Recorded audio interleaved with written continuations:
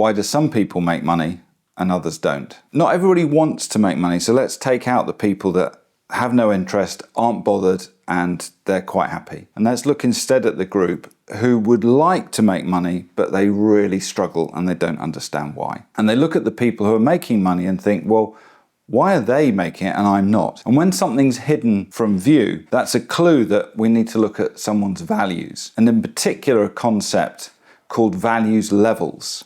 Values levels were developed by Clare Graves back in the, I think, 50s, 60s, 70s. And it speaks to eras of human development. So if you have an agricultural era value set, it may be that you like growing your own food, it may be that you like keeping animals, but making money probably isn't high on your unconscious agenda. If you have an industrial era value set, you might value hard work, you might value some craftsmanship, doing a good job, but you still might not value money. And it's only really in the information age where we start valuing money. So you could have two people of equal competence, capability, one with an unconscious value set that is not money orientated and someone with a value set that is money oriented, and the one with the money oriented value set will outperform the other in the sense of money. So it's really important, if you're struggling to make money and you wonder why it is that you're not, have a look at your values to understand what are the unconscious blocks that are holding you back and you don't even know that they're there. Because once you've identified them, they're actually really easy to release. So if you're interested to understand your own values, the best way to do that is actually with a values levels assessment. That'll take about 45 minutes of your time. We literally go through each of the levels and see whether you have strong leanings towards or away from those values. Are your values more individual as an individual value set, or are you more group oriented? And when we look at this mixture of towards, away from, individual and group, and look at the pattern down eras of human existence, we can actually bring you an analysis which shows where your values are, where they might be working against you and where they might be working for you, and therefore what you can change to make your life easier and for you to tailor your value set towards what you want in your life, rather than it be a hand-me-down from your upbringing and from your culture and from other influences that you're completely unaware of. Doing a values assessment is the first step, because what's happened during your life up to this point is that those values levels will have helped you assess different events from your life. So people with different value sets will end up with different stored unresolved emotions and different limiting beliefs. So the very first step in sort of setting you up to where you want to go and who you want to be is doing this values level assessment. Once we've sorted that, we then move on to the next level up, which is looking at unresolved emotions. These are the things hiding in your background that your unconscious mind has repressed to keep you safe, but they're acting there anyway.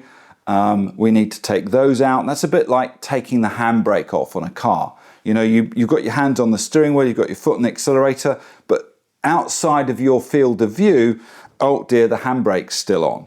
You know, and that's what it's like trying to lead life when you've got unresolved emotions in the background. Once you've got those out the way, we then look at your limiting beliefs, and we do that in a very straightforward way. We literally get you to write down what it is that you say to yourself about yourself when you're by yourself. And that can be as long as you like. I did one the other day. I think it was 5 pages of paper. Someone had written down all their stuff. And what I do when I'm looking at those documents, those pieces of paper, is I'm looking for the patterns that exist. And in this particular person's case, there was a clear pattern, clear to me anyway, that the pattern cause was I'm not good enough. And the way I do it is I'm looking for what the pattern might be, and then I test that pattern. So if I'm not good enough is the pattern, is this statement on the list true? Is this statement true? Is this, and you go through and you realize, yes, it's true for I'm not good enough. So then we work with the client to release that I'm not good enough, and what you find is a lot of the material on their list just disappears. So we ask the client, we say, right, now go and look at that list again, take a felt tip pen and cross out all the stuff that you no longer identify with. It has no longer a resonance with you. And they're like, oh, none of it, yeah, right, okay. And then we see what's left, and then we look at what's the pattern behind that one. So we keep going until that list has been completely crossed out. And what people then tell me is they feel incredibly peaceful, incredibly calm. They've got a mental and emotional clarity that they never had before. And that's really how you take advantage of your own capability and get rid of all the imprints that no longer help you in life. So the imprints are really all the things that happen to you, and quite often these things are happening to you pre-verbally. So the human brain, first of all, the amygdala develops from conception to birth. Then you've got the limbic brain developing, and finally the neocortex. And it's only the neocortex where we have language. The limbic brain is all about emotion. And the science says that we're in this theta learning state. And the reason we do that is it's information being taken in through our five senses straight into the unconscious mind. And the reason that happens is the faster learners were the people that survived. And that mechanism is helpful for survival, but there aren't filters. So that means whether the patterns are useful or not useful, they've still gone in. And so these are things, we call them imprints. They imprint on us and affect our behavior, our beliefs, and how we feel about things.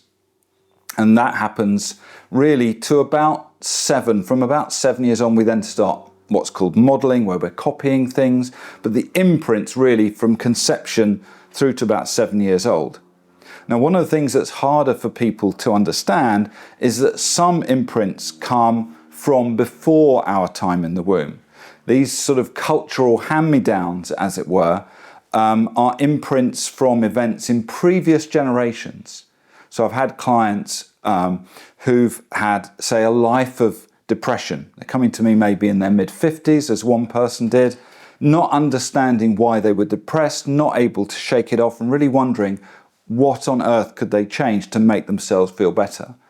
And when we tracked back their family story, the original emotional event happened in the life of a great-grandmother, and then suddenly everything made sense, and this person realized that this depression just wasn't theirs. It was almost inherited, if you like. The imprint had been passed down from generation to generation. So the story was told by the client's family, which is very interesting, even though the client hadn't made the connection for themselves that this was the cause of their own problems. And the story was that, I think it was a great-grandmother at about the time of the First World War, was in love with a young man. They were in the Channel Islands at the time. And because the war was coming, father decided the best thing was to move back to England. And the young woman never got over the breakup of this relationship, was very upset about it. That upset, that sadness became depression. And even though she later got married, had her own children, she'd never recovered from the loss of this first love. That depression, and it would be in the expression of her face, how she expressed herself verbally and in her behavior, that all then imprints on the daughter, who then grows up with that imprint, has depression, and imprints on her own children, and so on down the generations. And that's just a simple example of how you can be handed something that you're completely unaware of, is not your fault, and yet you live with the consequences of that significant emotional event, even though it wasn't yours. And knowing that made it much easier to release, and I'm pleased to say that person no longer suffers with depression. It was just gone. And that's really beautiful when you think about how long people suffer, and yet the release mechanism, once you know it, is relatively straightforward. So when we're talking about the impact of significant emotional events and limiting beliefs on our ability to make money, there's two common themes that come up time and time again. One is, I'm not good enough, and the other one is, I don't deserve it. And these things often get handed to us by our parents and grandparents, and sometimes even earlier.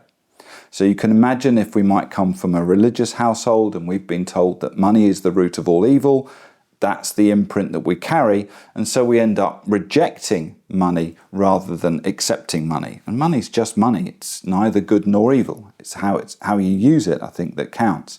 But if you have an imprint that says it's bad, then you will tend to reject it rather than accept it. That's just a simple example. If we believe that we're not good enough to earn money, we might undervalue ourselves. We might be doing a job where we're underpaid when compared with our capability. If we run a business, we might undercharge our customers compared to our competitors. We might fear that, oh no, we couldn't possibly charge any more. Nobody would buy from us, even though that might be completely untrue.